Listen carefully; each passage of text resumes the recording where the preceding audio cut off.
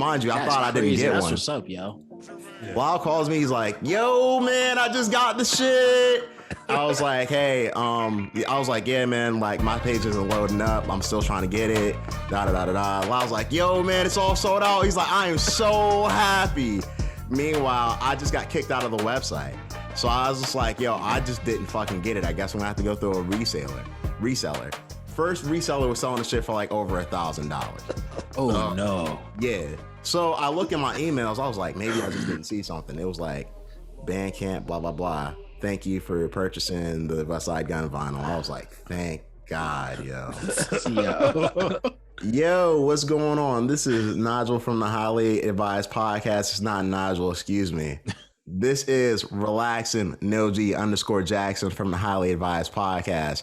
We, the three, are back, amigos and compadres, yet again for the people, and we have a full show for y'all. How are you guys doing this evening? Man, it's great. Episode 80. It feels great to be back all as one. We formed back like Voltron. Yes. This kind of reminds us of like the Power Rangers back in the day when they had to do the little dances and all of that. And then they became one big powerful thing. The fusion dance. Yeah. Yeah, exactly. From Dragon Ball Z, though. Yeah, exactly. Like you probably put both the earrings in both your ears, didn't you? What do they call the Pantera rings or whatever? You know the names of them. Yeah, it starts with a P. You know something like that. No, I don't know how to pronounce it. All right. He flogging for you. He flogging for y'all. You trying to play me. Not even. I thought you knew. I know what you're talking about. I just don't know how to pronounce it. Oh, okay. I bet so. How are you doing? All right. Are you talking to me? Yes.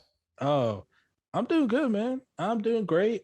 For the listeners, you sure already know who I am. If not, go to hell. So what's up with you guys? Oh my God. Remind you just came back after a nice little break, after a cozy comforting. All right. So let me introduce myself. Listeners, you already know who it is. It's me, the tribal chief, the original bad guy, the main event, Big Cozy, Too Cozy, formerly known as Big Cozy Big Silk. And I'm gonna give y'all a throwback. I used to be known by Loud Fade. Remember that shit, guys? But anyway, make sure y'all follow me. No, I definitely remember the Fade era, man. Yeah. Can't forget that one. That was like, man, an era to remember. That was the Lacoste days. If the listeners, maybe they'll hear those stories one day. The Lacoste boss. Might have to do like a Throwback Thursday and just have that might just have to be a Throwback Thursday moment or something, y'all. Oh, no, that's when the listeners. That's when we get like a certain goal of listeners. I don't know, in the hundreds somewhere. After 1,000 listeners, after 1,000 subscribers. Actually, you know what? How about this? If for them to hear the story, they need to go on the YouTube page, which is the Highly Advised Podcast, right? Okay. All right. Yep. And like, comment, and subscribe, but mainly subscribe. And when we hit 1,000 subscribers on our YouTube page, we can then give you the Lacoste Boss Fade Man error story. How about that? It's not bad. I like that idea. Y'all motherfuckers want that story, so you better do what he says. I'm telling you, y'all motherfuckers looking bad on it. So before we get started, Silk, man, a pimp named Fade, man. I was telling y'all a story earlier about we were going into dating older women a little earlier, and we were talking about stories from them. And I know Hold on, wait. You weren't telling me. I'm sorry. Okay. Me and Spence were going back and forth about dating older women. Oh, okay. Now, you were in the room, though. Yeah, you were actually right here listening to us talk about it, making noises and ad-libbing for Spence. When? 5 minutes ago, prior to recording. But anyways. Oh, you talk about that. Okay. I thought you were talking about like an old episode. The tribal chief's becoming an elder now, man. He is. It's okay. Hey, acknowledge me. A few weeks ago, we were talking about how putting your business in a relationship online can sometimes have unexpected events. Now, Jada Pinkett, being an older woman, unfortunately has put Will Smith in a position again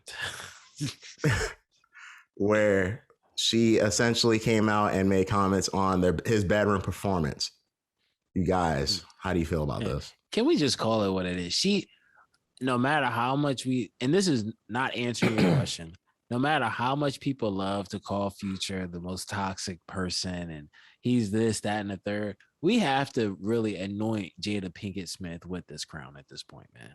Let's just call a spade, because the toxic queen. Yeah, it was complete silence, utter silence. She's like, "Yo, the sex life between me and Will ain't really like that. He's not really doing what he needs to do." What? This is like kind of. Well, did she say that he wasn't doing what he needed to do? I'll get into what I got from what she said, but I'll let you go ahead, Spence. Well, from what I've seen, and I'm not saying that's verbatim. That's not verbatim what she said. That's not. Oh, okay. It's like paraphrasing. Yeah. All right. How about you just let it lay out what it is exactly, so we're all on the same page. So what I got from what she said essentially was, at points in times, I expected Will Smith to know what was on my mind. I expected Will to know what was on her mind, I guess. And be able to, know what she wanted when she wanted it. Now, here's my thing. If someone loves, because she said, you're right. If somebody loves you, they should know. Yeah, they should just know where her spots are because he loves her. Now, I know for a fact, all of us have heard that from somebody at some point in our lives. Tell me I'm wrong. You're wrong. Yeah, you never heard that? You be having them type of issues, man. That's crazy. Yeah, all right, whatever. Y'all liars. Nigel, if you really loved me, you would know how. That's why you know what that sounds like, because you heard it before. So that's that. Yeah, and you were perfect too. That's exactly what it sounded like. Yo, you're mad. I'm not. But that's what I got from it, though. Like, to me, I felt like she said some stuff that I've heard, women say when they were younger. I don't necessarily agree with it. I mean, obviously nobody's a mind reader, but I mean, So do you think that she's wrong for putting out what she did? I mean, she's saying that's how she felt at some point in time. Like, I think she was wrong at that point in time. I don't know why she decided to say it. But I think a lot of women can relate to that, though. Well, why is she? It was during a Red Table Talk. Yeah, I was gonna say, it's one of those. She got on a platform where historically she's been an open book about things that some people are not going to favor what she's saying. So I'm like, is she necessarily wrong? Because if you watch that show, you should be expecting something like, "Hey, man, she about to say something crazy." But so I felt like Will Smith, unfortunately, got the bad end of the stick on this Red Table Talk deal. But I mean, is she really wrong for saying what she's saying out publicly on this show, on this platform, when people know, hey, she's been doing it? Are they? And I'm just saying that, like, when her saying what she said, like, yeah, damn, that sucks and that's unfortunate. And once again, Will is, in the doghouse, right? No, I mean, it's unfortunate for him. It's really sad. But I don't know. I'm just not surprised. I saw a comment saying, like, she ain't shit. And I'm like, I didn't say that, but. I don't know, but she said it like it was like in the past, though. Now, I don't really feel like she should have put it out at all. That's my thing. Like, just why say it? I mean, go ahead. My bad. Well, I would say this, though. Now, granted, I think I'm not sure about everyone else, but at least I know, speaking for myself, I didn't see the clip that followed the conversation that proceeded after that to know if maybe there was some tying those loose ends up. But my thing is that at some point, there's certain conversations we all know, like when you're in a relationship, no matter if you're talking about that person or not, typically it's always going to be inferred by anybody who you're talking to, because they're going to base it off of, if you're talking about having bad communication skills or bad sexual experience with your partner, I'm automatically going to think, oh, this person is probably talking about the person they're currently with, unless they're putting a preference of like an ex. But if they're like, oh, like if I'm with someone and they should love me, da da da. So I mean, I don't know. I think they're in those type of situations. I guess it makes sense only because she was trying to pull more from her guest. But at the same time, like I've said before, and I think many people, all of us, and I'm quite sure many people listening can agree, like certain conversations you don't have just because you don't want to possibly embarrass your partner at the root of it. And I think that might be something that, I don't know. I think it all depends on the person, though. I feel like relationship. I think it depends on the person.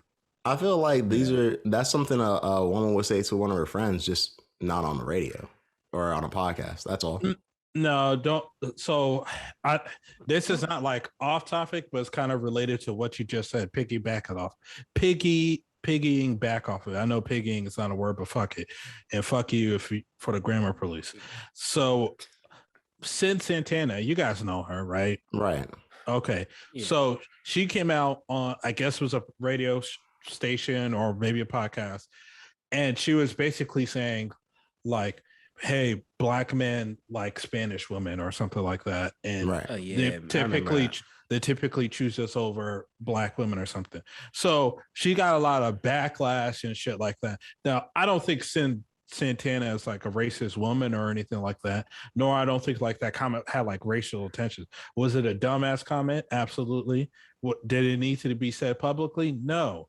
But what I mean by mentioning her is people do come out and say stuff they shouldn't be saying publicly more often than what we think. It definitely happens. That's why I said, like, I'm not entirely surprised. Like, she's kind of done this before, letting her business out there to the public. Yeah. So I'm not surprised it happened again. That's not saying, yeah. So I'm not saying that she's wrong and revealing it on her platform, but she may be doing wrong by Will Smith by talking about something that I don't know. We don't know if he was cool with that or not. Yeah. I mean, and I can agree to that. Like, it's not necessarily wrong to have a conversation on the topic, but I think it, like we said before, it really all depends on the person's relationship. Yeah. At the root of it all, because like when the whole thing was going on with her and August Alsina, because like you said before, she has a history of these type of conversations coming out at some point in time. Even then, like he was very silent throughout the whole thing. And then of course, stuff came up in terms of like what maybe he may have been doing. So more often than not, people are saying like, hey, everybody, just because you see something doesn't necessarily mean that's like what all there is. So, I mean, who knows? Who really knows at the end of the day? Like it's at the root of it all, it's their business. Like it's their relationship, and they're gonna figure out like they're more often than not, they're not gonna not be together after all of this. So poor Will. Yeah. No, it definitely is poor Will. Yeah, man, I hear you. It's just funny. All I know is I'll say this before like leaving this conversation. I did see something on Twitter that was like Will wouldn't even want her to die because then she would be able to fuck Tupac in the afterlife or something. And I'm like, you gotta be kidding me. They keep on bringing out Tupac and this shit, man. Like I just they find a way somehow. I mean, she come out and said like I think about him every day. But I mean, but at the same time, right? I would expect that if that's someone that you have like a close relationship with, right? Yeah, no, right. I just think because of her, people are making it into jokes and stuff like that. Yeah. Of course, the internet's going to be the internet. Yeah. The thing is that there's nothing wrong with her saying that. You know what I mean? But all this stuff together just doesn't make for a nice mix. That's it. Yeah, I mean, but I'm trust me, I'm quite sure Will Smith, he may not be enjoying that type of the luck he has right now, but like I'm quite sure seeing what Fetty Wap is going through, I'm quite sure he's fine with what's going on in his case. Yeah. Now he has a nice mix, doesn't he? I don't know if it's a As far as it being nice, I guess it depends on who makes it for. Yeah. Like, you know. Trust me, man. It depends on the judge, man. What happens, Spence? So Fetty Wap apparently, it was a crime. So him and a few other people were picked up. I believe it was around 5 people that were allegedly accused by the U.S. attorneys of having distributed and sold more than 100 kilograms of deadly or addictive drugs, i.e., heroin and fentanyl, throughout Long Island. Which was kind of crazy in its own right. But what was even crazier is when they actually executed the search warrant. During the investigation, they recovered like $1.5 million in cash, as well as 16 keys of cocaine, 2 keys of heroin, numerous pills of fentanyl, handguns, rifles, a pistol, and ammunition, man.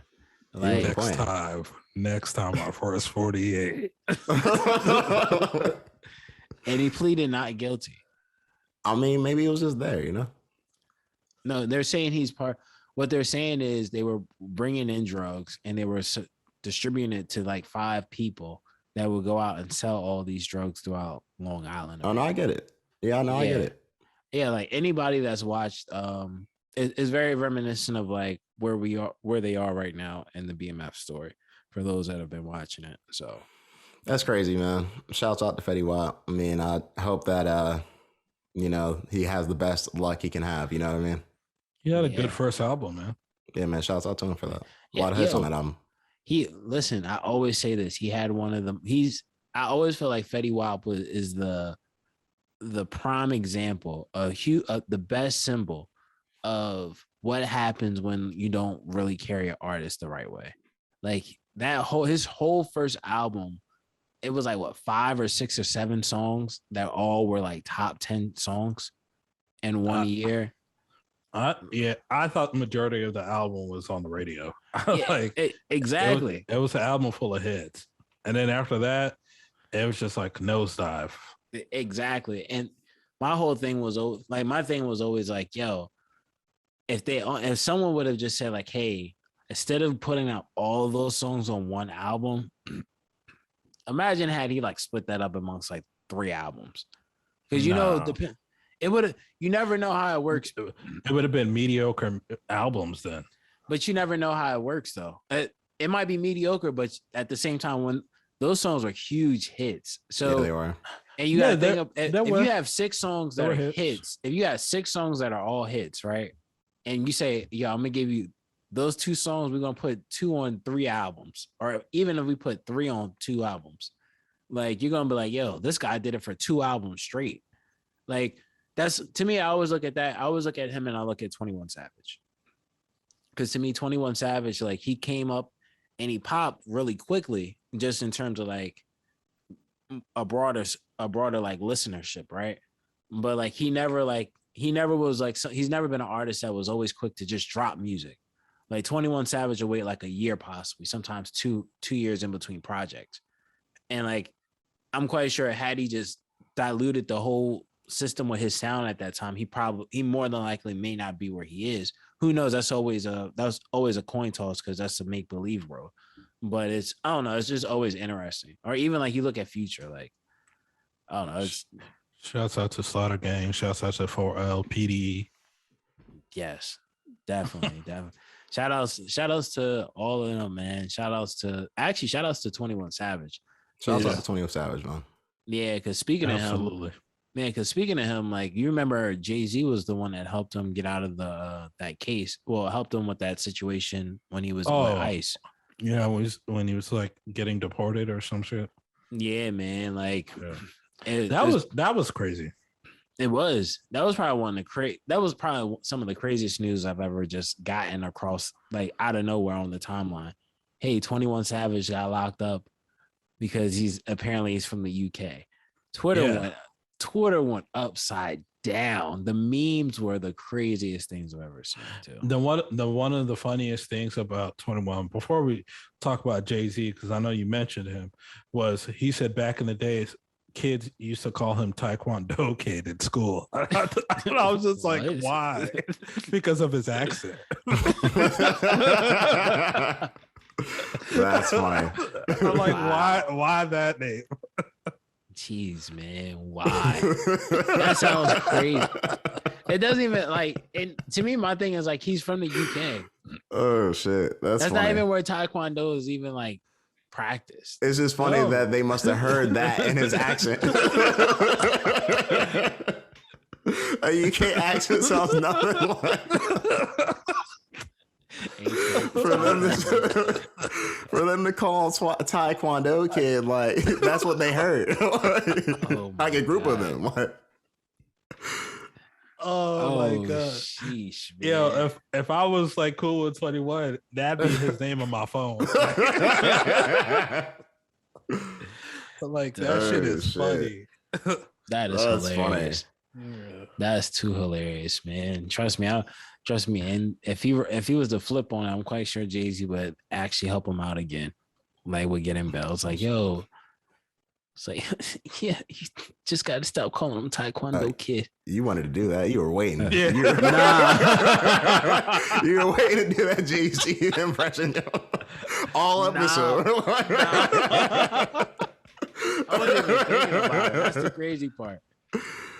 Oh man. All right. Well, speaking of that, I mean, since we've landed on the goatess of goats, right? Jay-Z and actually another goat, LL Cool J, yes, were actually inducted into the Rock and Roll Hall of Fame, which some have said now it legitimizes the Rock and Roll Hall of Fame now that they've been inducted. How do you guys feel about this? So just the inductee first and foremost. Shouts out to Jay-Z, shouts out to LL Cool J. They both are goats, both are legends and pioneers of the rap game. We really fuck with you. Scratch that.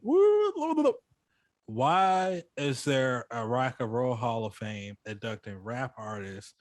Why don't we have a legitimate hip hop / rap Hall of Fame? Like, why don't we have that? Like, I'm not mad at the Rock and Roll Hall of Fame because there's a lot of talented artists in the rock and roll genre. 100%. I'm not mad at it. I would even be mad if they did a song category like, you know, a hip hop song, whatever. Because that's when you could get like the Steven Tyler Run DMC collab with Aerosmith and shit like that. Walk This Way, blah, blah, blah.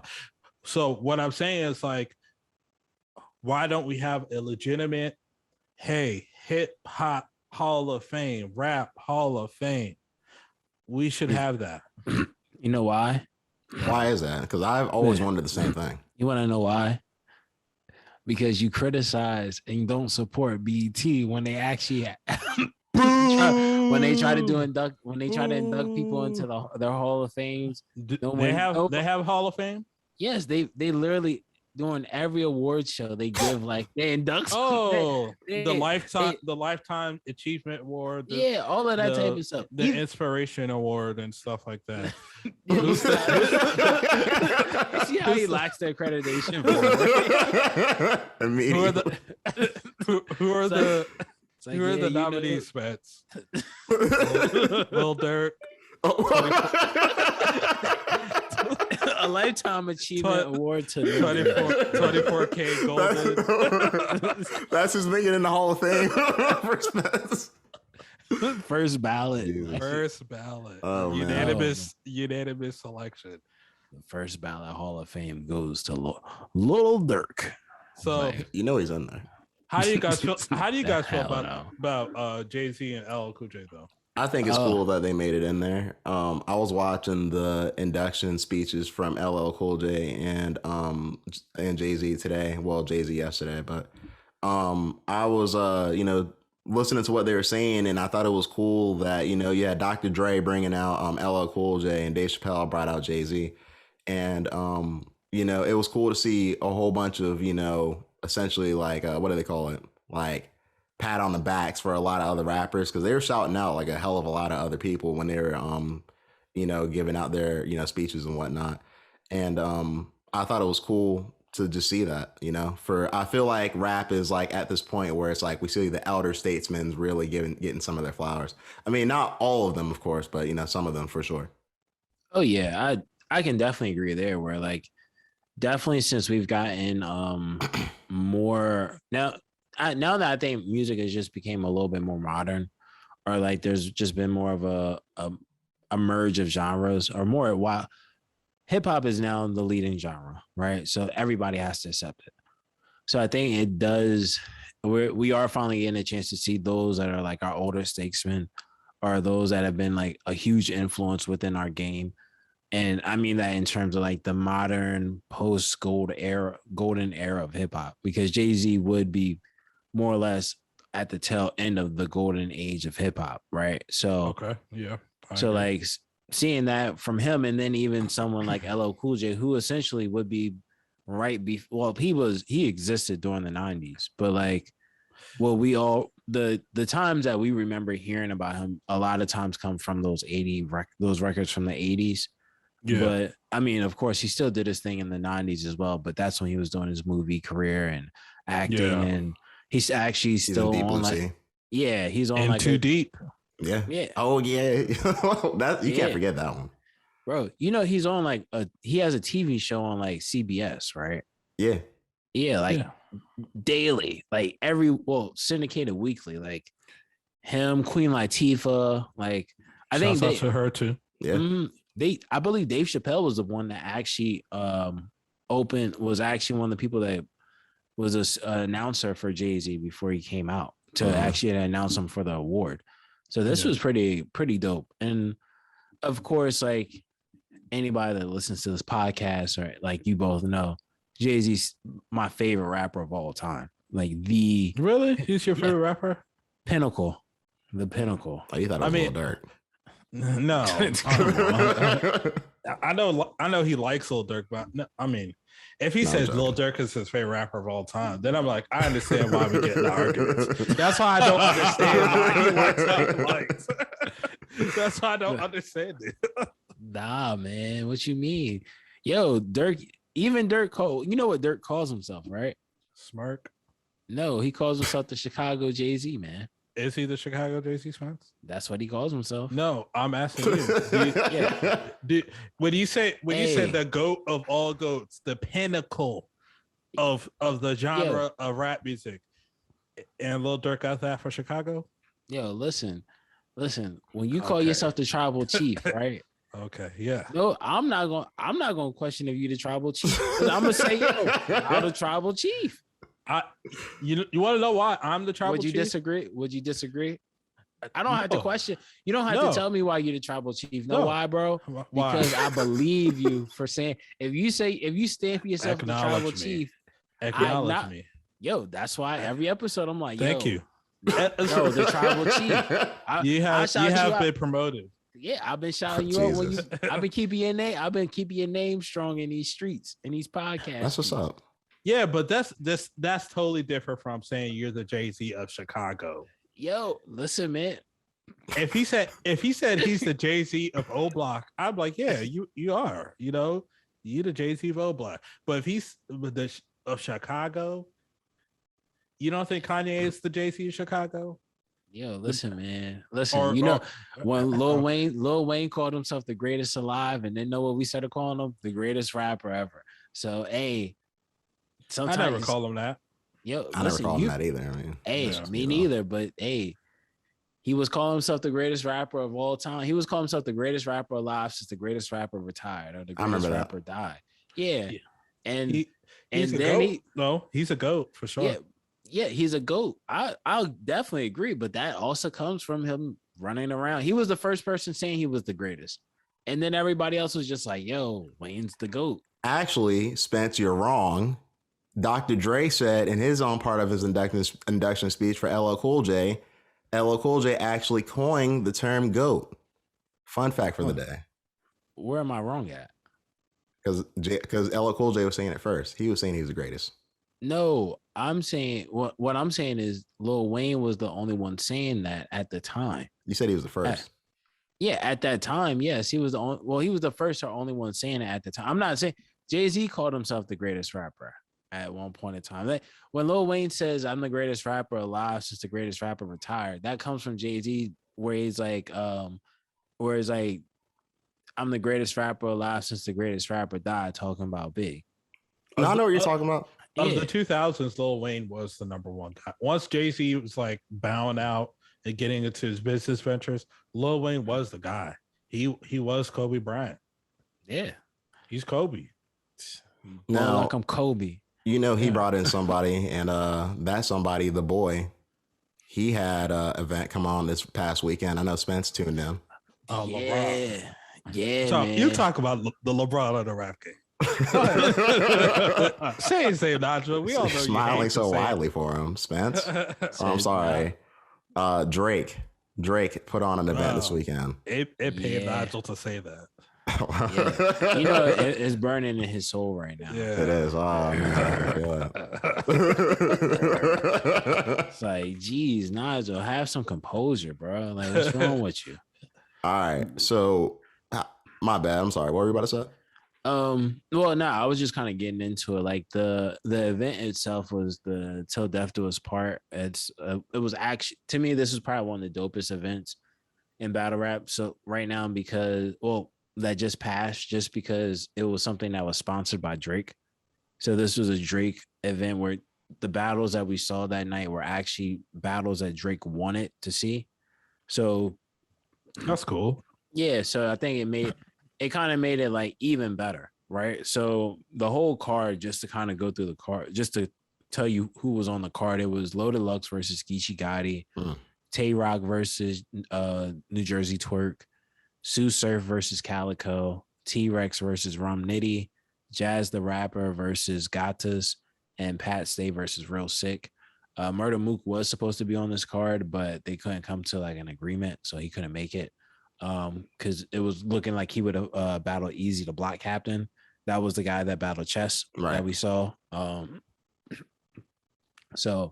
But it ended up being a really good card for the most part. I didn't have a chance. I didn't catch every single battle just because I had some other things going on. But, bro, like in the beginning of the battle, like they start the battle off with like Jazz the Rapper and Gatas, right? I know that was the first battle I saw, and it was actually a good battle because it was like Jazz the Rapper's first battle back. She's barring this girl up. Gatas was doing all right, but it wasn't enough. Jazz the Rapper was just standing strong. After that, I would say to me one of my favorite battles that night was Pat Stay, which is Lau's man, as we all know. Of course, he is though. I mean, I like watching battles, but that's not my man. I mean, that's your man. You want him to win? What you mean? Because I know upset Spence. If he wins, I know Spence will be very upset. That's how I like him to win. Clearly, fans, listeners, that's how you know who he roots for. He roots for Pat Stay. His beloved. I root for Spence's opponents. My ops. Look at the people I work with, man. It's like I root for your opposition every day and night, man. That's the way it is in football, me with y'all. Oh boy! Here you go. Yeah, another topic. My bad. Sorry. Go ahead. Continue. Nobody. Steelers just won. Unlike your bum team. Yeah. Not even. Soon as Steelers lose, why y'all gotta talk about me and the Steelers? He does that. He does that every week. Every week. Ha ha ha! The Steelers. All right. Did your team win? Oh, I guess we're all losers. Every week the nigga do that, and now all of a sudden,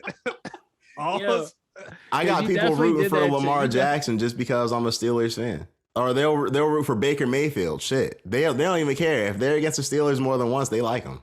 Listen, I don't even like the Steelers. So I know you don't. Yeah, I didn't like the Steelers before I ever knew you, man. I know. Yeah, I know. What can I say, man? It's like, y'all got who y'all got. So you know what I mean. But, anyways, Till Death Do Us part. Yeah, Till Death Do Us part. I mean, but nonetheless, I'll say this. Just kind of going through most of the cards, like the two main battles, because I did watch some of the Tay Rock Twerk battle. It wasn't bad. It really depends on who you got on that one. But for the Pat Stay and Real Sick battle, I did want to say I think it's a close battle. I may have given that to Pat Stay possibly. Actually, I gave it to Real Sick. I feel like Real Sick had better punchlines and bars, but Pat Stay was really keeping up with him. He did drop off a little bit at some point. Sue Surf versus Calico, that was a battle that I was really waiting to see. Sue Surf, I think I sent you guys the face off, right? Yeah, you did. I didn't watch it though, so you're gonna have to explain what happened. Well, Calico and Sue Surf got into a face off, and they kind of had a disagreement because I don't know if y'all know, but Sue Surf, he got shot like 5 times, right? And this was like a couple of years back, and he actually missed the battle that was supposed to be Tay Rock and Sue Surf versus Loaded Lux and Hollow the Don.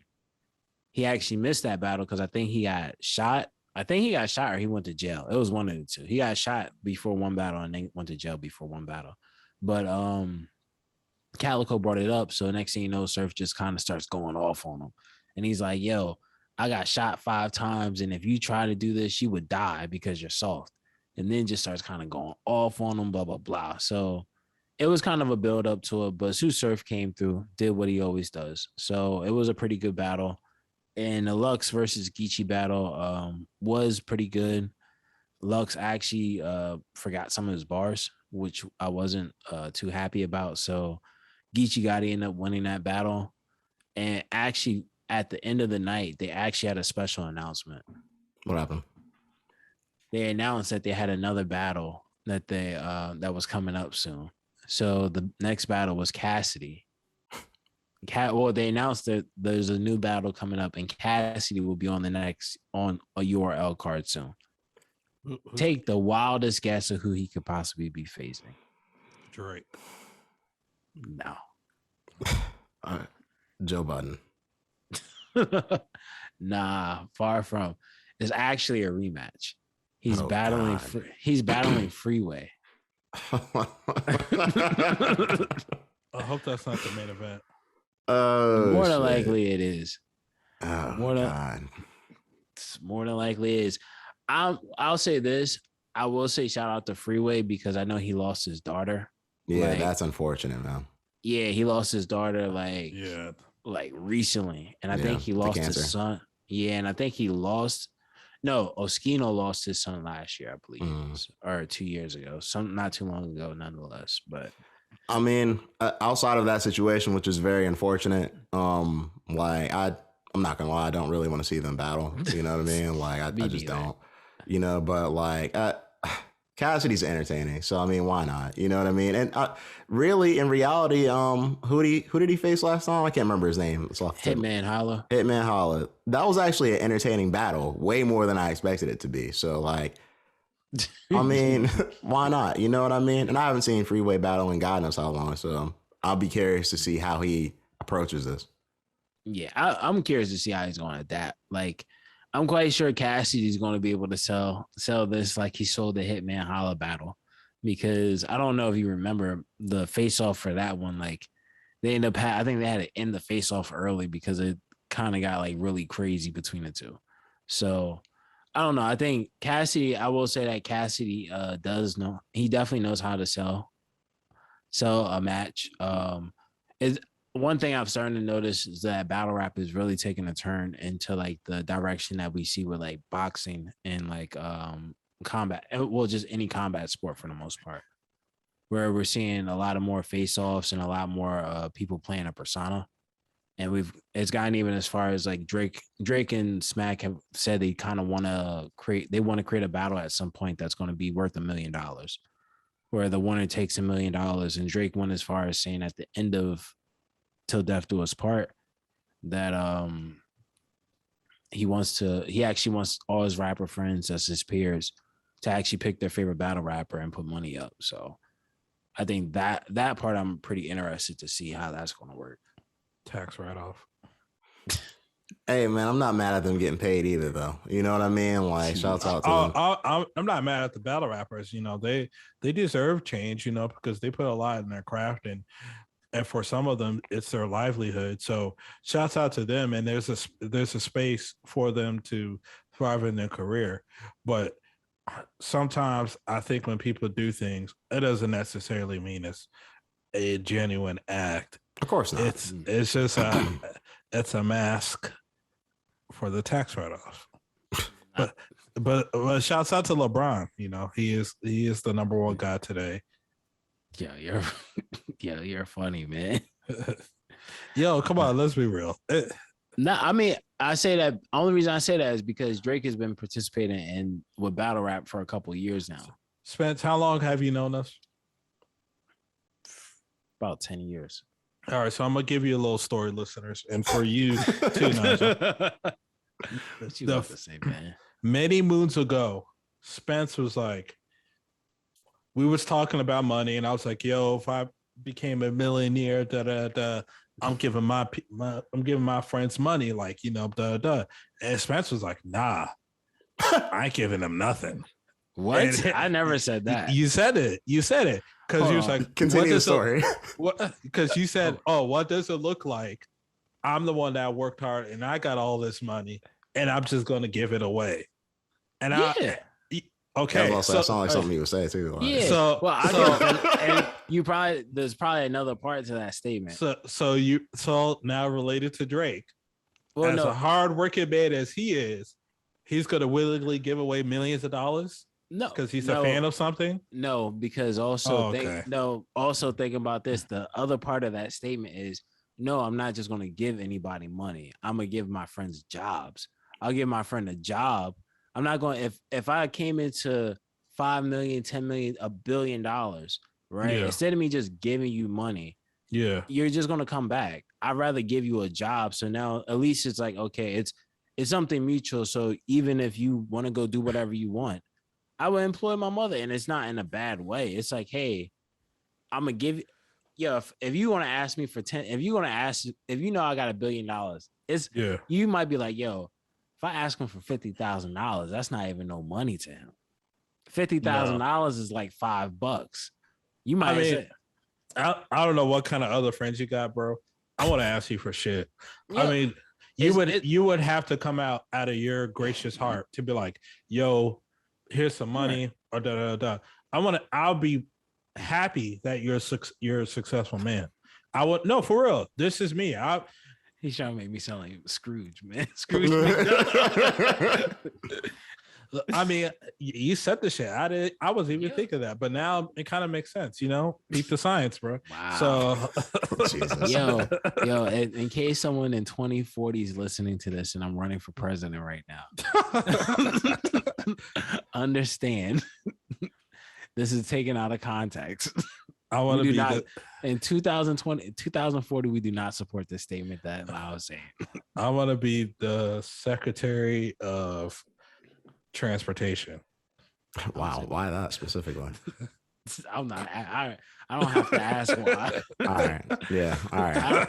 I do not have to ask why. Or the Secretary of Agriculture. Hey, listen, man. Listen, man. You might as well. At this point, you might be able to be the next fill-in for Tank's opponent. Honestly. Bro. After Rolley Romero, I mean, we saw the trash talking he did. It didn't. Clearly, he was afraid. My trash talk is leagues better. Come on. I watch enough pro wrestling to know what to say on the moment and on the fly. So, and jabroni like him, it was just weird. You could tell that it was his first time being under the lights. He got stage fright. You know, and then he started saying little immature shit. Oh, my private is bigger than you. And all Tank just could have thought was like, man, I can't wait for this easy paycheck because I'm knocking this guy. Tank was gonna knock the guy out stiff. He was putting him out in the first round. I watching that, I was like, he was gonna put him out in the first round. Yeah, Tank was gonna knock him stiff. You know, if people are ready to spend their money, you're an idiot. Because they're stealing your money for that pay-per-view. But fucking it's funny that you mentioned him because his real name is Ronaldo Romero. So Ronaldo, he fucked up a bag, listeners. He fucked his own shit up. So apparently this guy, quote unquote, allegation is he's a peeping Tom. The dude's a creep. He likes to sniff seats after women been sitting on there. What? What did he? What did he? Head, Nacho? Is that what he actually did? No, he wasn't sniffing seeds. Okay, That's very extreme. Like that's extreme. Like Jesus, man. Like you need to be more than out of a fight. I'll put it like that. No, Yeah. So Reminds me of some Joe Goldberg stuff, man. He has allegations of sexual misconduct, and Showtime was like, "Nope, you can't fight." You know, investigations is going to happen now. Now, if he's clear of all charges, I'm pretty sure Showtime we're trying to book that Tank Davis rematch. We'll fight. But if he is charged, boxing career probably over because nobody's going to want to touch him with a 10-foot pole. But yeah, it's just saying like, you know, he was revealing himself to multiple women and multiple women are now coming forward about it. So I'm not going to sit here and say like, oh, it's actually true. These are just the allegations. So now that fight is off. I don't know if they're going to keep Tank on the card and find a replacement or they're just going to scrap it all together. I mean, at this point, they probably end up scrapping the fight, but I'm sure he wants to get paid too. You know what I mean? Yeah, because I think the fight is supposed to happen like in the next few weeks anyway. So yeah, I wouldn't be surprised if they try to find some type of talent. I mean, granted, we did see. I would say it would be nice to see. What's the kid's name? Teofimo. Not Teofimo. You thinking of Ryan Garcia? Yeah, Ryan Garcia. I was about to say the one Canelo said he just doesn't take it serious. Yeah. But Ryan wouldn't take that fight. No, that's on short notice, especially not. Nah. Yeah. I don't even think Devin. I wouldn't even suggest Devin Haney to take that fight on short notice, just because it wouldn't make sense for it. I feel like in that situation, now granted, it depends on what you're going for, right? Right. Now, if I'm Ryan Garcia, losing that fight doesn't change anything for the most part. It would just be like, yo, let me go for the gusto. But because I think in his case, I think his window's passing and pretty soon. So you talking about Ryan? Yeah, Ryan Garcia. Yeah. But that's another conversation because the way I see it, he's just a product of corruption in boxing. Yo, listen, man. A product of corrupt protection. Yo, listen. Listen, man. It's like that sometimes, yo. It'd be like that. I mean, but even then, like the beauty of the corruption in boxing is that we finally get something that may be a little bit more justifiable to you. Your boy Jake Paul is finally fighting someone a little bit more credible, like Tommy Fury, who is the younger brother of the heavyweight champion of the world currently, Tyson Fury. What's your thoughts on this now since this has been announced? I'm not going to crap on this fight because this is something that we've been saying, hey, this needs to happen. He needs to fight a boxer.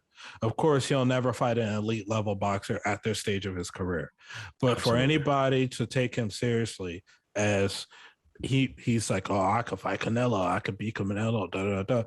He needs to start working his way up the ranks.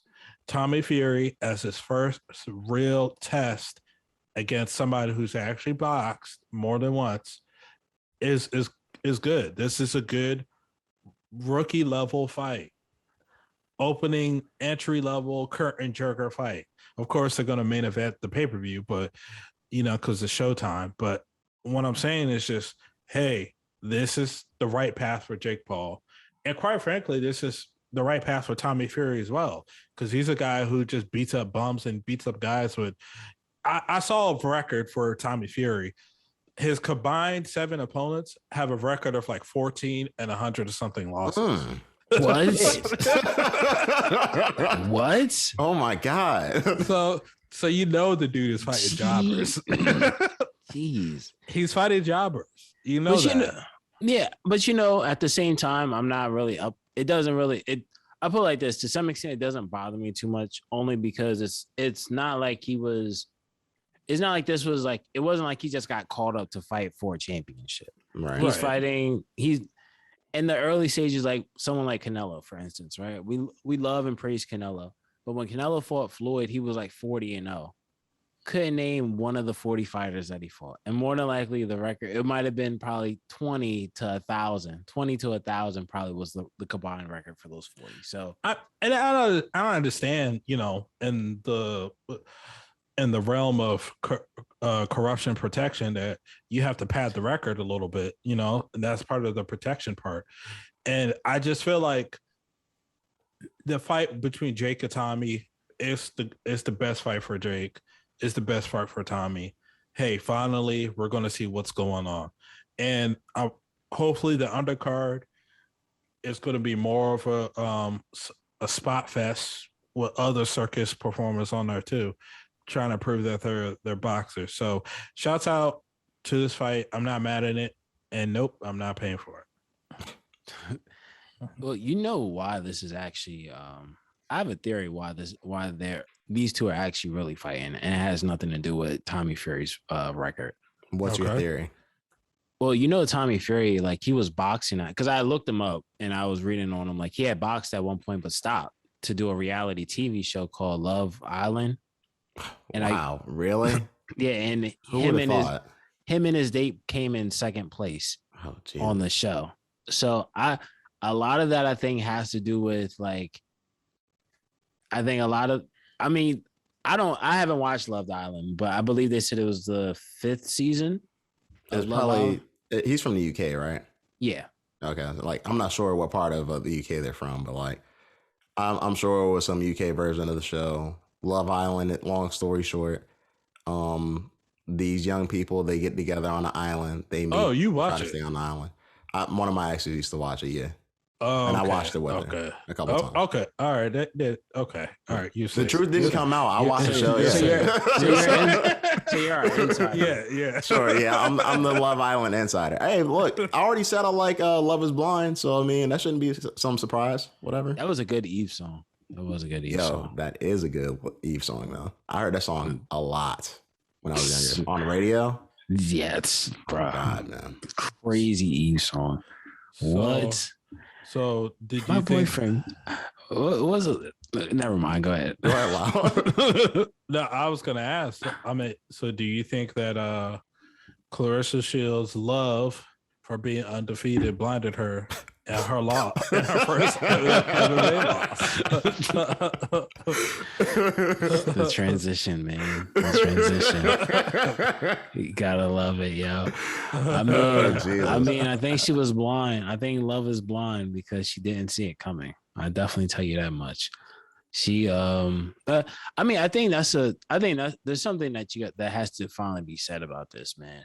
That 0 on your record means nothing at the end of the day, because at the end, when it's all said and done, granted we have someone like Floyd that perpetuates like this whole having an O on your record. But let's be honest, if you're fighting the highest level of talent, people remember you for fighting the best level of talent that you can fight, right? And in this situation for Clarissa Shields, it's a little different because she's still starting out in her professional MMA career. Right. So I don't expect her to fight like the highest level of talent, but I'm glad. I think it's good that she lost because she'll be able to learn more from it. Well, the way I see it is, it's like this, right? Like at the end of the day, this isn't her like original sport. She's kind of like, coming into the sport, and pretty new to it. Excuse me. My thing is this, right? Herschel Walker was in a similar situation. He came over, he got a win over somebody that wasn't well known, and then he ended up losing a few of his next fights and whatever. No. Herschel Walker, he was 2-0, never lost, and he retired 2-0. Yeah, Herschel Walker. Correct him, yo. Yeah. Herschel Walker never lost a fight. What Herschel Walker got away with was he was fighting guys who were 0-1, 0-2. So that's how he was able. But it's not. I don't fault him for that because Herschel Walker is not a MMA fighter. He was a 50-year-old fucking man fighting at one of the top MMA organizations in the world. Well, I guess my point, I guess to say it is this, right? Like, I don't really expect them to be fighting people who are like overly skilled. And if they lose or have fights where they're not looking the best, it's not really that big of a deal. You know what I mean? Like, it is what it is. I'm not going to expect an MMA fighter to go over and just be boxing and become world champion either. I mean, I just don't. You know, so I mean, shouts out to Clarissa Shields for still giving it a try. You know, a loss is going to be part of the process, probably, for a lot of people who would do this. The Clarissa Shields thing, first of all, shouts out to her because she's undefeated in the boxing and she wanted to make the transitions. And she was saying on Ariel Helwani's show that, hey, what made me go to MMA is the fact that I know that if I fought Amanda Nunes, she would choke me out. No matter how hard I would try, I know she would go out there and just choke me out. So that's why I want to do MMA, so I could do my best to make sure that she doesn't choke me out. And I thought that was very ambitious of her because she's doing something that a lot of these boxers will never, ever do, which is come over to mixed martial arts. Now, granted, some that has to do with money, because if you're fucking, you know, Floyd, hey, you're guaranteed to make 9 figures off of one fight.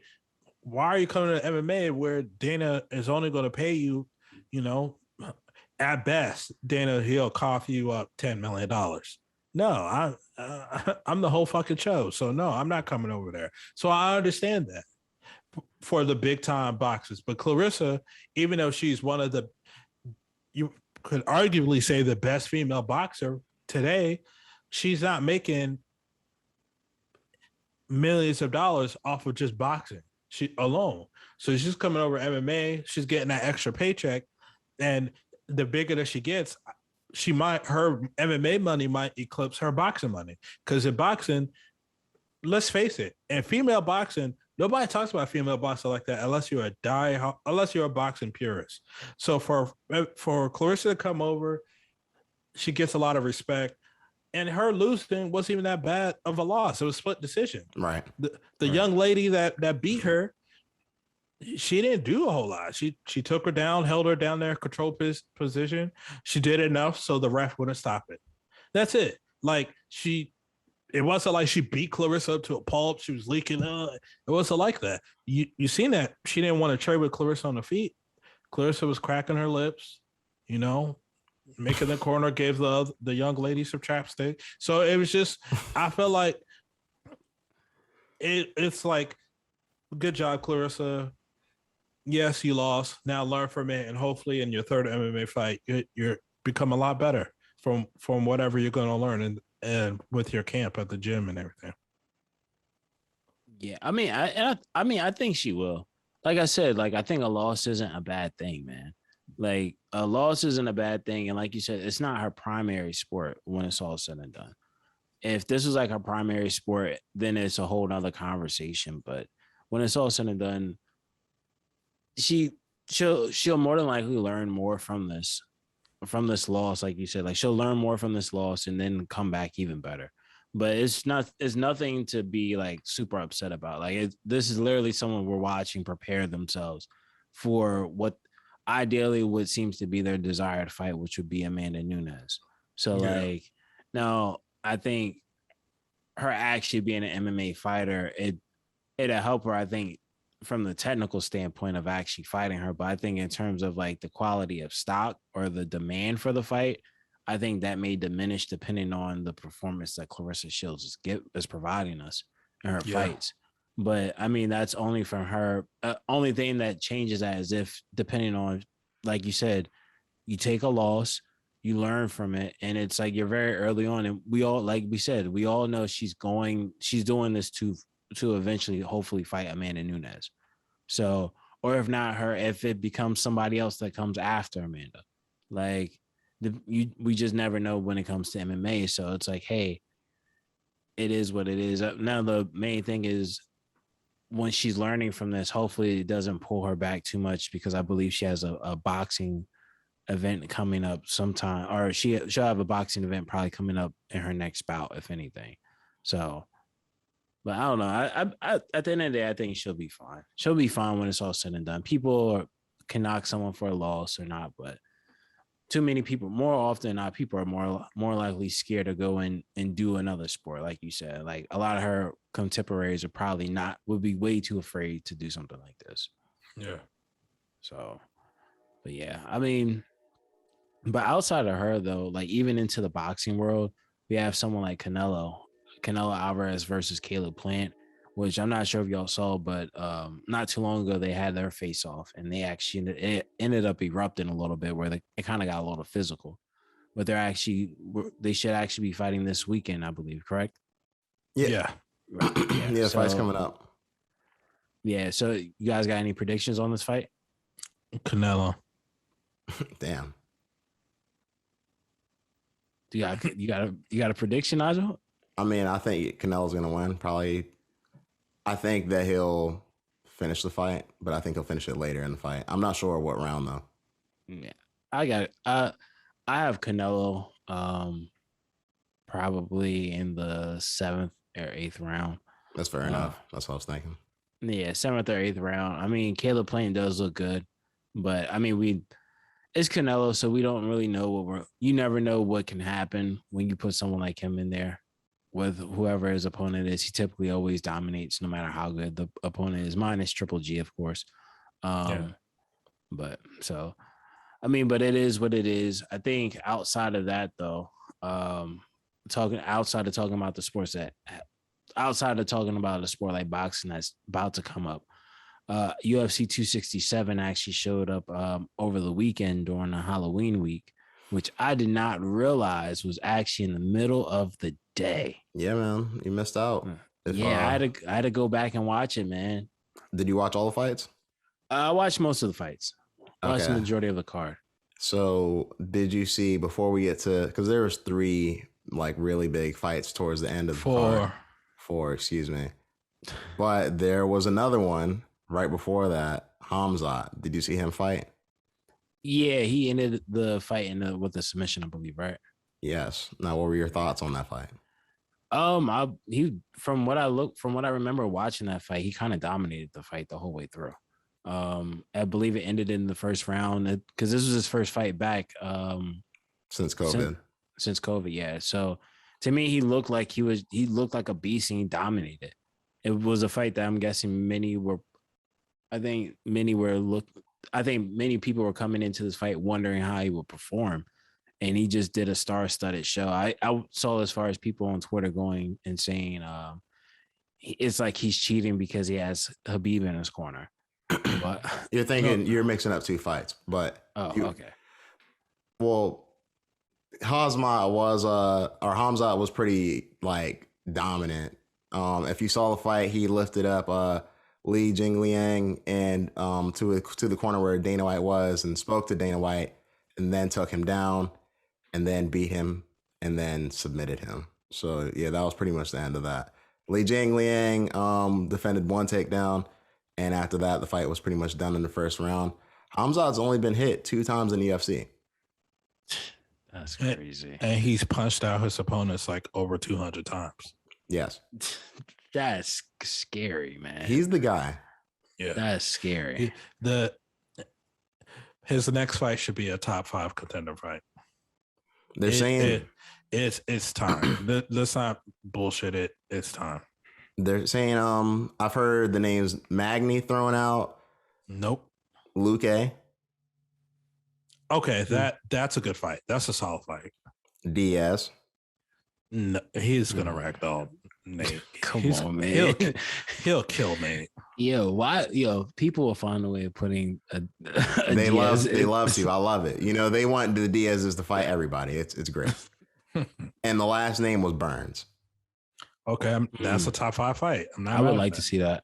I think Burns is probably the most fitting, personally. I think that Burns is a real big placeholder for, hey, you're either going to be in the top 5 or you're going to get knocked back. And he's the guy to do it. Well-rounded, power in his hands. You can't really mess around with him. He's trying to finish the fight as well.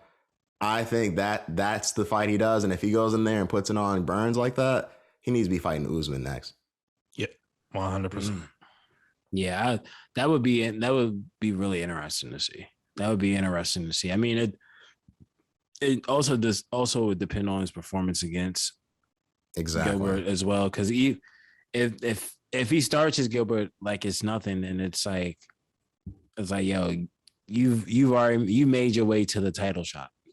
Now, if he were to fight Magny, I wouldn't be mad at that fight either. But I feel like he honestly would go in there and beat Magny.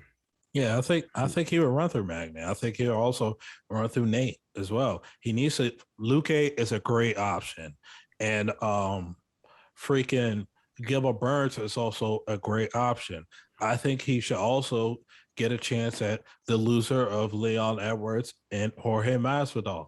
The reason why I say that because of ranking. So these are fights that he needs to have a top 5 opponent. But if he can't, because they're all booked up or they're all ducking him, then at least top 10. But if I was him, I would have taken the Neil Magny fight. That is a waste of time, unless he just needs a paycheck. Nah, I think he wants to go for the title. The way he's running through people, he's not trying to waste time. I think he's going for the belt. Like, it makes sense for him to fight him, but at the same point in time, the way he just ran through his last several opponents in the UFC just put him in the top 5 at this point. Yeah, he needs to start fighting elite competition. At this point, he's just ragdolling the lesser competition. When you lift somebody up to the corner to go talk to Dana White and do it easily and then win the fight immediately after that, that's hey, look, I didn't try that hard. Yeah. Like, I mean, it just shows at that point, it shows you like you said, he deserves stiffer competition at that point, because it's not, that doesn't even do any justice for him. Yeah. Like it's hurting him, because it's like, because you remember with Habib, when he was literally extending fights just so he can get rounds in, because he was dominating everyone. So it's like, that type of talent, you want to make sure you safeguard it, because definitely someone like Dana knows that, like, hey, this kid could be something. And definitely when you have someone like Usman sitting at the top, when you look at that top 5, and you get to that top 3 and the champion, it's not an easy bout. It's not an easy way to the championship by no means. So him going into a top 5 fight like Burns or Vicente Luque, I think we would definitely get a better understanding of where he sits in terms of like that for the division. So 100%. So now, do you want to lead us into the next fight on the card before we close out the recap of this show? Well, I just wanted to, at this point, I want to talk about the 3 last fights on the card, because those were the 3 that we really enjoyed, and I think they have the big storylines from the card. First off being Islam Makhachev versus Dan Hooker. Now, this is the fight where Habib was in the corner. Right. And I saw a meme earlier today where Habib was like holding a PlayStation controller as Islam had Dan Hooker in the submission, like he was trying to tap him out in UFC on the game. Jesus, man. Jeez, man. I blame Hezbollah. Like, oh, wow. It was a good bout. I mean, I was keeping my eyes peeled for this, because I know you've been talking about seeing Dan Hooker fight. Yeah, he lost now. Yeah, he was doing pretty well, but it wasn't enough at some point. Like, I don't really think he was ever in the fight. I mean, if I'm being honest, the fight was only but so long. He took him down and kind of just worked him into the submission. And by the time the submission was put in, Dan Hooker was his arm was under his body in the way where he couldn't tap out. You're right. My bad. I'm thinking of a different fight. Oh, it's all good. No. Yeah, I'm thinking of a different fight. Yeah, it was a quick one. Yeah. So I mean, like when I saw it, I was just like, wow, you know what I mean? Like he's clearly the guy at lightweight. I mean, I don't really title shot. Yeah, he's in a similar situation with Hamza, where he's just running through all of his opponents. And like before this fight, I was like, all right, Islam's cool, but like when he beat Dan Hooker, I was like, all right, this is it. You know what I mean? Like he's now doing this to people who Dustin Poirier had a war with Dan Hooker. He went in there and finished him in a few minutes, easily. You know what I mean? So like I know MMA math isn't always like, you know, the great thing, but yeah, he made it look easy. Yeah. Shout out to him for that too, because it's definitely when you, like you said, when you see it, because it's very impressive when you watch like fighters. Because I think we talked about this before, where you're able to see certain fighters where it's like, oh, this, when you do the math of like, oh, he's having a hard time with him, so this has to be a good fight, but then he gets starched by another guy. But it shows you like that, just that the margin of the margin between each fighter when it comes to talent levels at the end of the day. So yeah. So the next fight, the co-main event for the night, Piotr Jan versus Corey Sandhagen. Lyle was waiting for me to mess up his name. He listened to that. Like, that's crazy. Piotr Jan comes away with the decision. I was watching the fight, and at first I had the fight 2-2 heading into the fifth, but like I understand why the fight was kind of like scored the way it was, so I'm not really mad at it at all. I think Piotr Jan had a great showing. I thought that as the fight went along, he got stronger, and just like similar into the Aljamain fight, where it seems like these fighters think that they can outpoint him or just kind of pressure him, but he doesn't wilt away later on into the fight. One thing I also noticed that Corey Sandhagen's corner, all they said in the last fight or in the last round was, just make sure and touch him. You don't have to knock him out. What type of fucking advice is that? It's bad advice. That's terrible, terrible advice. Like, what you mean? Just touch him. You ain't got to knock him out. What? Why did they have him going into the fifth round assuming he won the fight? In that close ass fight. Like, that fight was entirely too close. The fight was entirely too close. The same as you. I had to go in 2-2 going into the fifth. Really? Yeah, I thought y'all was I'm not crazy. Well, I thought y'all was boxing his ears off. Well, listen, hear me out. So I watched, ended up being a fight I ended up watching like 2 to 3 times, right? Okay. So in the first time watching it, I had a 2-2 going into the fifth. But after rewatching, I see how it can easily be a 3-1 going into the fifth. Because I feel like I feel as though Pilter. It's like saying peel then tur. Pilter. Yeah. Pilter. Yeah, I was practicing saying his name for the past 48 hours. You knew Lyle was about to check you on it. Yeah. I thought it was gonna be you. I thought not me. I don't care. Do you? I just think it's funny. I think it's funny to make fun of us when we mess up on the names. Yeah, that is a fact though. But I honestly thought watching it again, you saw where Jan only lost the first round, right? Where he lost the first round, he made the adjustments, and he was more or less touching him without knocking him out, and going through over the next 3 rounds, and then going into the fifth was it wasn't really much left at that point. Like it was kind of definitive, and you could tell, like, telling your fighter, like, hey, just all you got to do is touch him, is not really going to get you it's not going to get you anywhere in the long run. Definitely, like you said, going for one being down, he really should have been looking for a knockout in the fifth round. I agree. But what do you think of the fight, Lyle? My bad. Were you done, Spence? Well, no, yeah, for the most part, yeah. I think that Piotr Jan had a great performance. I felt like we learned a lot about him once again, and I gave us 3 rounds to 1 going into the fifth.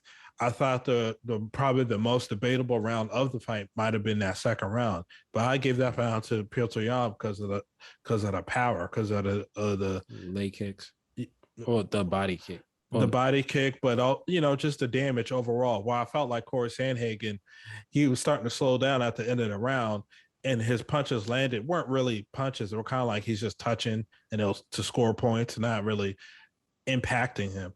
And the thing I liked most about that fight was how Pilter was every round. He was just kicking it up a notch. Yeah. He was going up another level every round, and I was like, yeah, man, this guy's the best bantamweight in the world. And if he fights Aljo again, I don't know. I don't see Aljo beating him. Yeah, it's going to be interesting because that's the fight to make there at bantamweight. So I'll be curious to see. Yeah, same here. Now, after that, the main event came on, and this was a surprise and a half. Last week on the podcast, me and Lau were doing the predictions for the show. We both gave multiple reasons why Glover Teixeira should have lost this fight, and he did not. He actually is now the UFC's light heavyweight champion. Light heavyweight champion from Brazil. Hasn't happened in a while. No. Leo Machida was the last Brazilian light heavyweight champion, if I'm not mistaken. Or no, wrong. Who was it? Shogun. I said, all right. I just said Shogun. Oh, I didn't hear you say Shogun. You got to listen. You got to peep the signs. Anyways. And on top of it, he's the... Can't be mad at that, Nigel. I ain't mad at that. That's funny, man. Go ahead. What were you saying, Spence? Nah, I was gonna say he was also I believe he's the second oldest fighter to actually win the championship as well. Who's the first? Do you know? Randy Couture? I'm not sure. That's who I'm assuming it would be. I'm sure it has to be Randy Couture. If not, it has to be Randy. Listeners, correct us. I'm not looking that shit up. I'm assuming it's Randy Couture. If I'm wrong, I'm wrong. Like, you know what I mean? But like, whatever. Anyways, Glover Teixeira won the title. Second round submission. Who would have thought? You know what I mean? He really just kind of dominated the fight from beginning to end. It didn't really look like Jan ever really. DC said it when he was in the ring with him. It never really seemed like he got into the next gear of the fight.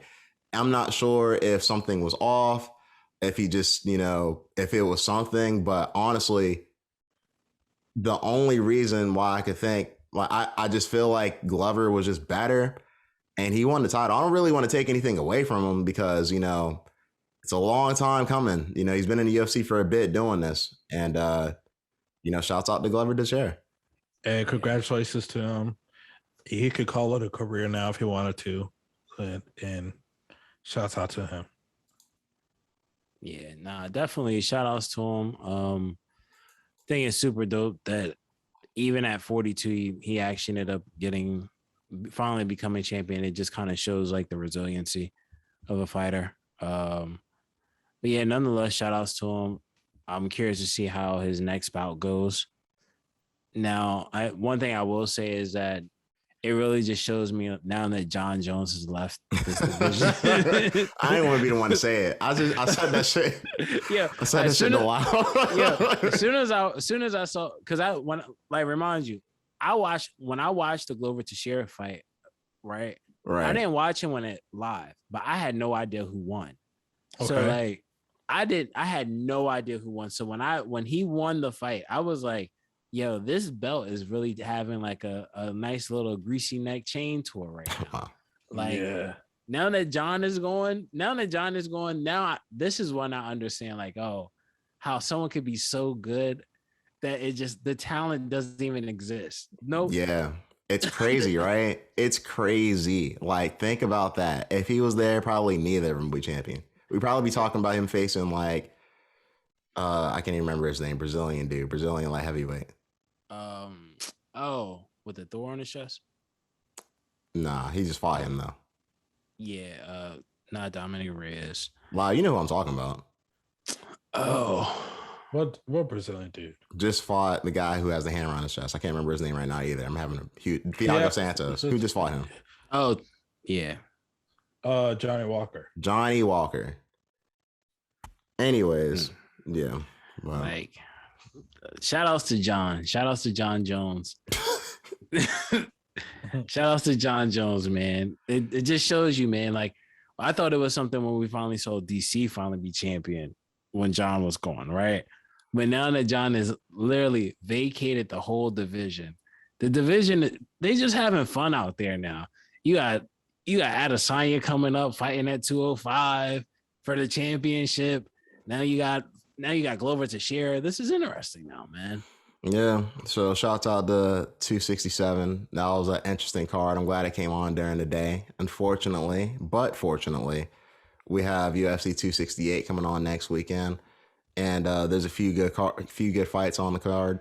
I want to start on the main card, and just go on some fights. I'm not going to name all of them, but there are some fights that you should pay attention to. Now, I'm going to start off with Frankie Edgar versus Marlon Chito Vera. Interesting fight at bantamweight. Curious to see what happens. Frankie Edgar coming off of a knockout. Marlon Chito Vera coming off of a loss, if I'm not mistaken. I can't remember. Lau, I know you know, right? No, he's coming off a decision win. Off of who?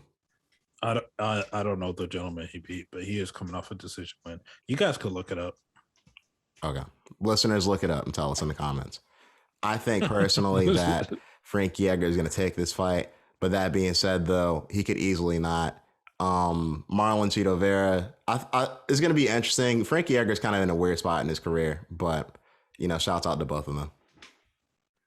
Yeah, I mean, I think it'd be interesting to see. I'll probably be going with Frank Edgar on this fight. But at the end of the day, it should be interesting to see. I think the last fight that he actually fought was earlier this year against Grant.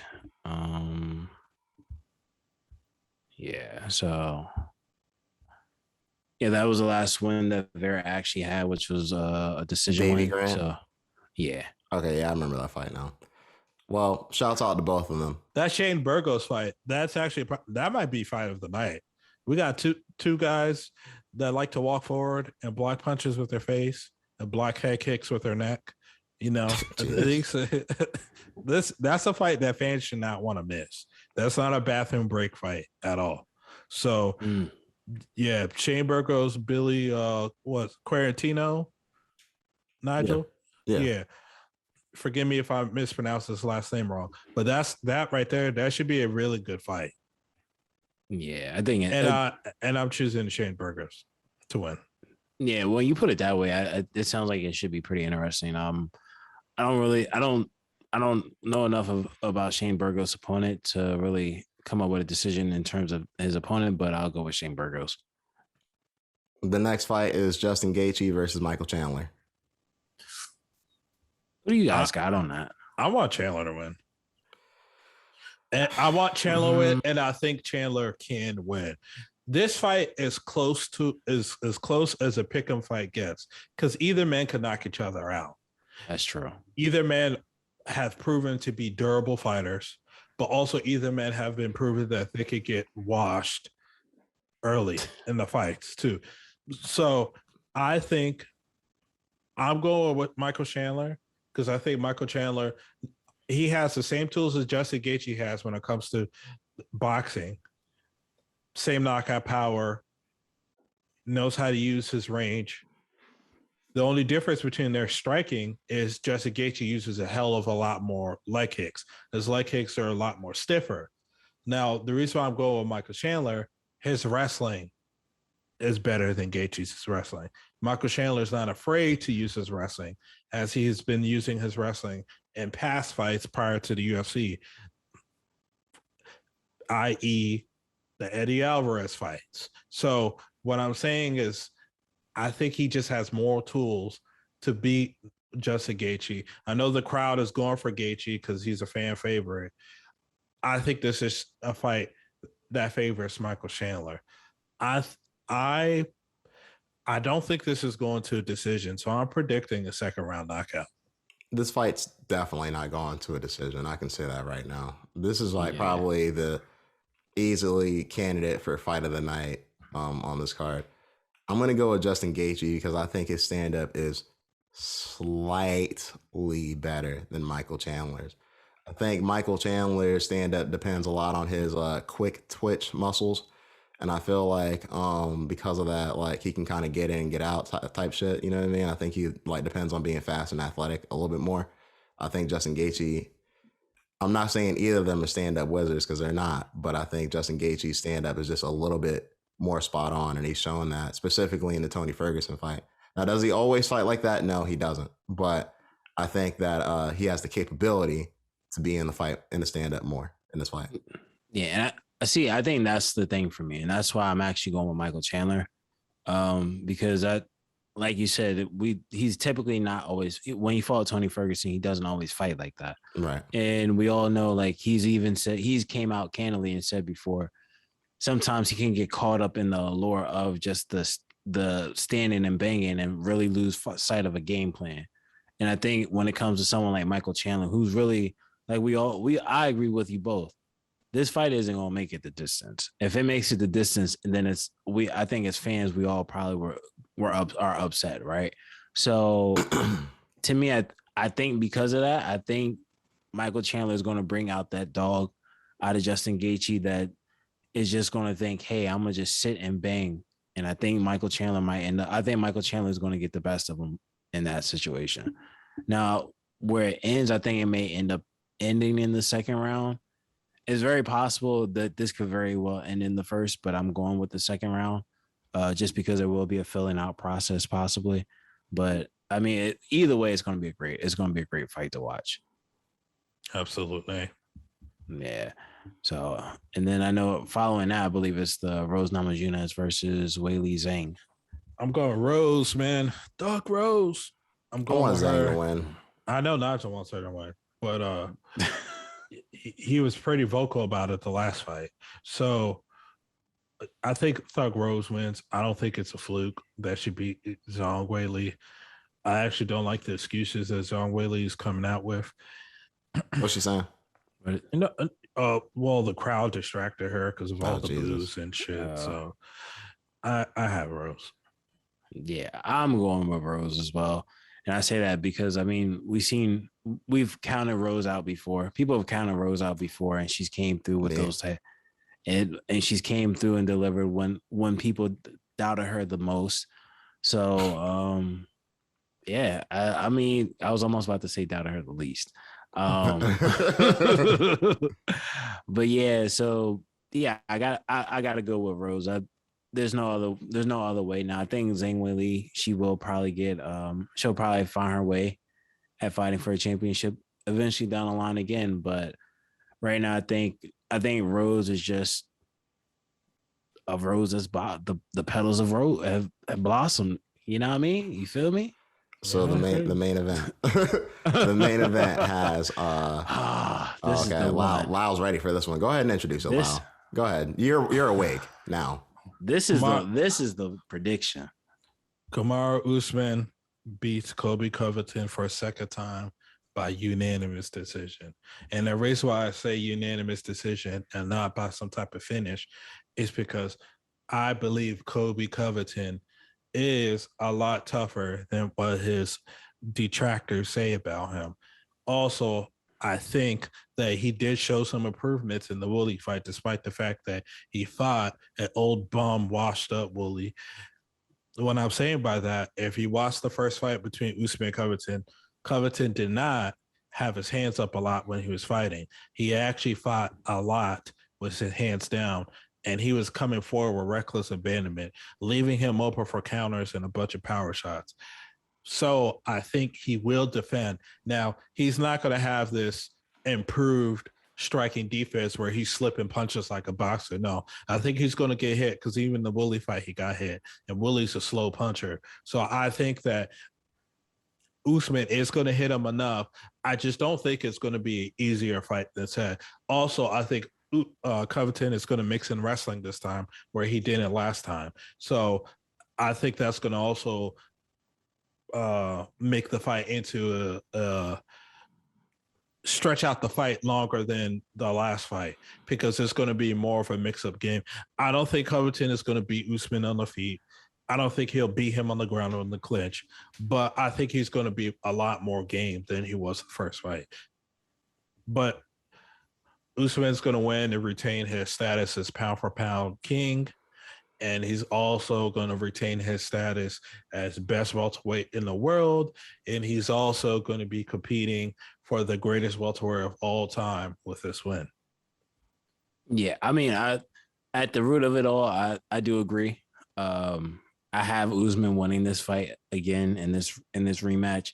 I don't think there's really anything to question there. I do agree, though, despite what detractors do say, Colby Covington is actually a worthy opponent. A lot of the reasons why people dislike Colby Covington is because of the trash talking he does, and a lot of that trash talking he needed to actually get him to the dance because he was doing what he's always been doing, but eyes weren't on him as much until he started taking the counter gimmick, right? So I do think this fight will more than likely go to a decision. At the earliest, I could only see something probably happening in the 5th round. If either fighter were to discontinue the fight, it would be in the 5th round, just because they're both tough, and as well as like they genuinely don't like each other. So I think it fuels that part as well. But nonetheless, I think this will be an interesting fight. I think Kamaru Usman will actually get the best of Colby Covington once again.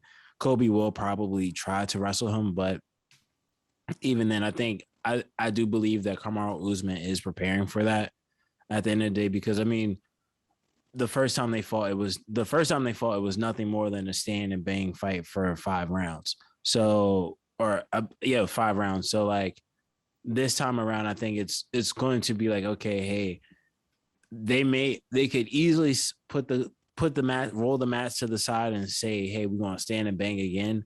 But at the same time, I think Kamaru Usman, as he's elevating his game, he has to also be prepared for, hey, this guy knew he couldn't beat me with the game plan of just sitting there and fighting me. If he tries to sit and wrestle me, I need to be prepared for it. So, honestly, I think Usman might initiate the wrestling first in the fight, and I think he's going to press forward, not so much where he's going to try to get in a firefight, but to be able to press him against the cage and wear him down, kind of like what he did with Masvidal in that first fight, where he had him against the cage, bro. And then I think like once Kobe starts to get worn down with that, Usman will start turning it up with his boxing, and then eventually, I mean, maybe he might put him away, but I think that I see this fight being competitive the first 2 rounds, and from the 3rd round to the end, I think Usman takes it home. Yeah, I mean, that actually helps though. If he were to actually come out and start wrestling, initiate the wrestling, that probably will take away some of Kobe's confidence as well. Yeah. I have Usman by 4th round TKO. I think that he's going to, like y'all said, essentially come in and use his wrestling. Well, I think that the ground game will be more involved in the fight, no matter who initiates it. But right. I think that because of that, I think that will leave for openings for Kamaru Usman, who I think has the better stand-up to get some type of TKO in the 4th round.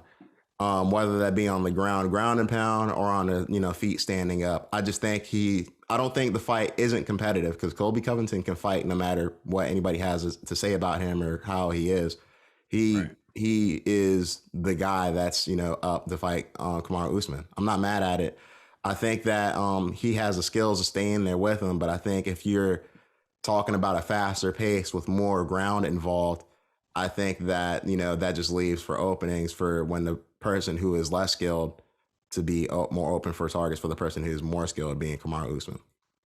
Right. No, I definitely agree there. I think at some point those openings will show, and someone like Kamaru Usman, who's at that championship level, that at the end of the day, when you're the champion, people are preparing to fight you based on what they last saw, and you're trying to get better than what your last performance was.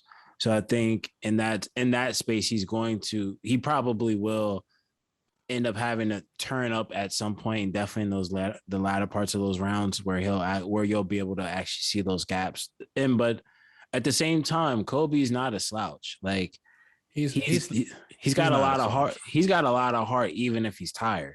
So like, yeah, he does. And the thing that's concerning me about the fight is how much damage is not damage, but how many strikes is Usman going to absorb?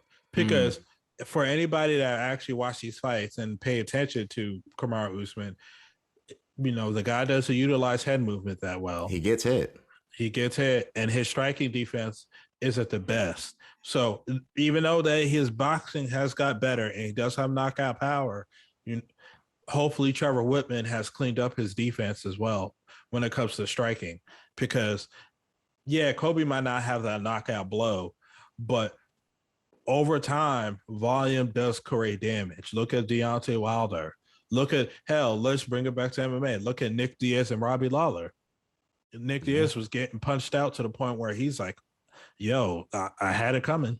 Like he couldn't fucking withstand any more punishment. So hopefully Usman has that part of his game cleaned up. Like, hey, I need to move my head a little more, and make sure my hands up are a little more, because Kobe, he's going to keep coming. Well, however he is, he's going to keep coming until you make him not come anymore. Right. Until you take him out essentially with the TKO or some type of finish.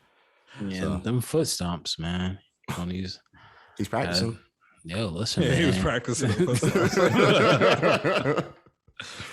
So let me get. I'm getting this boy up out of here one way or another, man. But I think, nonetheless, I do think 268 is going to be an interesting card to watch overall.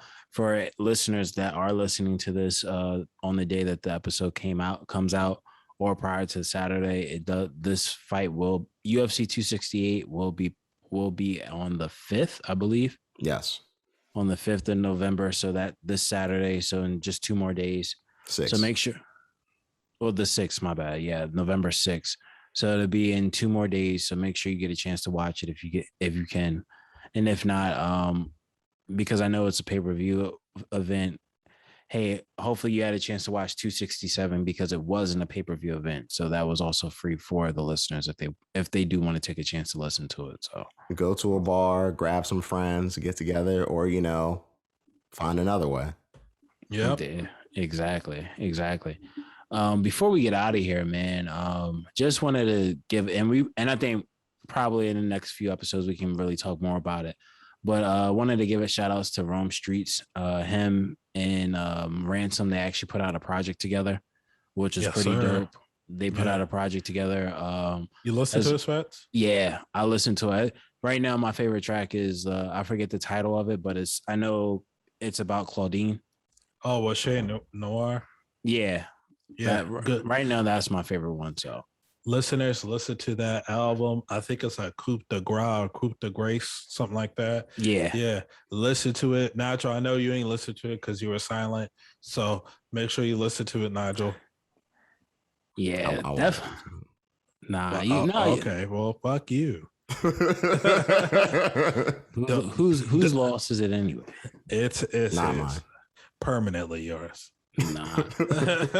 Yeah, that I think you'll like that one, and also like it's with Reason, Wale and Benny the Butcher. It's like a 3-song EP. It's called No More No Less Demo 1. So I think you'll like that also. It's pretty good. So Speaking of Wale, Spence, I know you're a big fan. I didn't listen to it. Wow. Yeah. Get off the podcast. Just bye. Lauren 2 came out, and I did not listen to it either. But my god, how you gonna criticize? I thought the Wale fan of the group would listen to it. I didn't listen to it either. So no, I didn't listen to it either. Yo. You from DC? It don't matter. It don't matter. Shouts out to Wale, living legend. It don't matter. I didn't listen to the album. I'm pretty sure this album's like came out. You didn't listen to Max and Cream shit. Spence.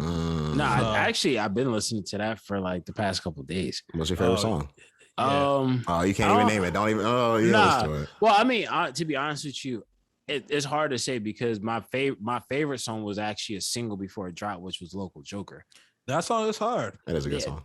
Yeah. So I think the song I like the most on there is Greener Knots. Which one is that? It's like towards the end of the album. Oh, okay. I think I know which one you're talking about. But I also been listening to the re-release of Ghostface Killah's album Iron Man, because they just re-released it over the weekend. I listened to that the other day as I was driving. Well, what's your favorite song off of there?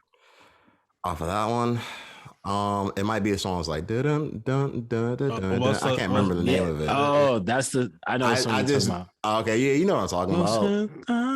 Yeah, that song. So, you're talking about Daytona 500. Boom. Yeah. That's my That's not my favorite song. It's a good song though. I like the first few songs with Raekwon on there. I think they're like amazing as a tandem together. So I got a question for you. Yeah. Which one do you like more, this or Only Built for Cuban Links? I just started listening to old Built for Cuban Links today actually because I wanted to listen to albums those albums back to back. So ask me next week and I'll give you which one I think is better. Okay. Because I just listened to both of them. So. Oh, okay. Yeah, I was literally listening to that shit today. Hold on, y'all just listened to the Purple Tape? No, what? Hold on. I'm thinking of the wrong album. I'm tripping. Only Built for Cuban Links. Yo, just listen to that? No, but we were just listening to them just, for the sake of doing so. I thought you meant like you were listening to them for the first time. No. Oh, I was about to say, man. Boy, listen, man. Those are both really good albums though. I mean, to me, I'm not gonna lie to you though. To me, Ghostface is probably like my favorite out of the group. I like Ghostface, and I don't know, man. I just think Raekwon is a little better. No, he's not. I'm not mad. I'm not mad at that. I think we should revisit this next week because, like I said, I am listening to the albums back to back. I listened to all of Iron Man over the weekend. I listened to the album more than once. I started re-listening to Cuban Links today. So by the time the podcast comes back, I'll be like, all right, this is the Tribal Chief's official selection, the only selection that matters. Hey, Nigel, let the listeners know where they can follow us. Yeah, you can follow us. What's up? Go ahead, Spence. Well, I was going to say before that, just speaking on Wu-Tang, if listeners haven't had a chance, please watch the Wu-Tang, the American Saga show on Hulu. It's an amazing show. Like, I think I actually might start watching it. Somebody sent me a clip and I was like, yo, I really like it. Bro, listen, I watched it and I had to go back and I'll put it like this. There are certain scenes that are in that show that I'm like, oh, this is kind of dope. But then you actually go and look up like the historical events of when they happen. Yeah. It's literally verbatim. Like they're literally quoting themselves from 20, 30 years ago when they were up and coming, or like there's like maybe videos of their first few shows. It's literally copying what those conversations were then that are on record, and they're putting them in the show. So they're trying to be a little bit more like accurate, because I heard some stuff wasn't so accurate. Am I wrong? Some stuff. I think in the first season, yes. Like did you watch anything in the first season? None of it at all. Oh, well, never mind then. You talking about like the whole beef? But you talking about that beef? I don't want to say too much because I don't want to spoil it, but we could spoil it though. Yeah, now that you talk about it, you remember when Raekwon? You remember the time when Raekwon was like robbing little girls in the show? It's like nah. I was gonna say like, yo, what's that? Season 2? So I didn't start watching season 2 yet. Oh, the listeners, season two, like I'm not gonna lie to you, it's dope. It's so dope that it made me go back and watch, like listen to like everybody else. And on top of it, I think the actor that plays ODB is doing like a great job, probably like a really amazing job. So yeah, he's cool though. I fucks with him. Yeah, definitely so. But I don't want to keep it. We've been holding their ears for so long, man. I don't want to keep them too much longer. So before we actually head out, Nigel, how about you tell them? Actually, matter of fact, I can tell them. Wow. I can tell them. Oh, okay. I'm waiting. Nigel, how about you tell them where they can find us at, man? The listeners can follow us at the Highly Advised Podcast on Instagram, Advised Highly on Twitter. If you want to see us, come to the Highly Advised Podcast on YouTube. Look us up, like us, subscribe, comment, all that good shit. You've been highly advised. You've been highly advised. Rest in peace, Mac. Rest in peace, Mac Dre. Rest in peace.